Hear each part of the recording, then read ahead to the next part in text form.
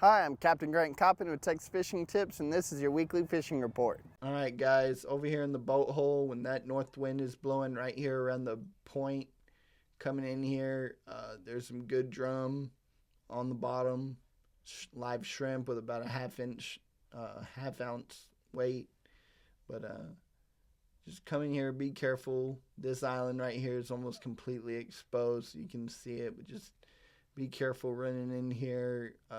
The markers and the PVC poles, they're marking most of the stuff in here, but you know, you can really get in trouble if you don't know where you're going in here. But this is where we've been catching a lot of drum when the north wind's blowing. Over here in the Packard Channel, we've been catching some black drum, catching some redfish, catching some sheepheads.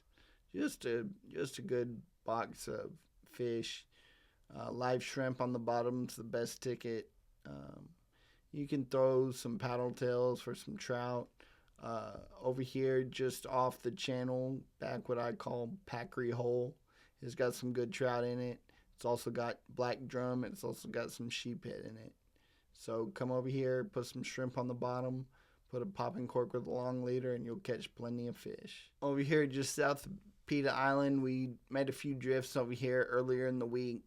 Of course, this was before that cold snap, so look for those fish to move down here into the deeper water, and look to catch some good fish up shallow as we get into the next warming trend.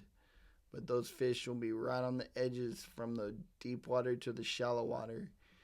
We put about 11, maybe 12 keepers in the boat, and we probably caught 50 to 60 fish. So there's a lot of little ones to wade through just to get to those bigger fish. But like I said, 11 or 12 keepers for every 50 or 60 fish. All right, down here on the south shore, Baffin, Los Corrales has had good trout on it, and this pattern is going to continue to go on pretty much through the entire winter. But these fish are in 5 to 6 foot of water around the rocks.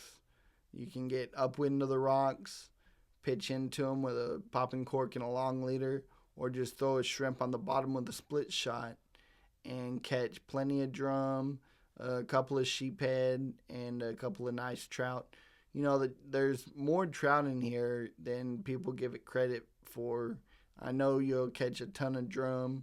I know you'll catch a few sheephead. But really, if you get up here along the bar and you start wading down the bar in about waist deep to knee deep water, you're going to catch some really big trout. Throwing lures, paddle tails, corkies, those Meridines are working really good in here, and some of the darker colors. But this is a real good area right now to catch plenty of good trout, a few black drum, and a few sheephead. Over here on the back side of Starvation Point, been catching good numbers of big trout. You know, I say good numbers of big trout, but really, when you're fishing for big trout, you just have to realize that you're fishing for 1 or 2 bites, maybe 3 bites in a day. But as you're working through here for the big trout, there's some good redfish action in here. There's black drum in here, but you know, most of the people that come all the way down to Starvation, they're not fishing for black drum. They're fishing for a big trout. As you wade fish through here, you're going to catch some redfish also along this shoreline all the way out to the point. I'm Captain Grant Coppin. Thanks for watching.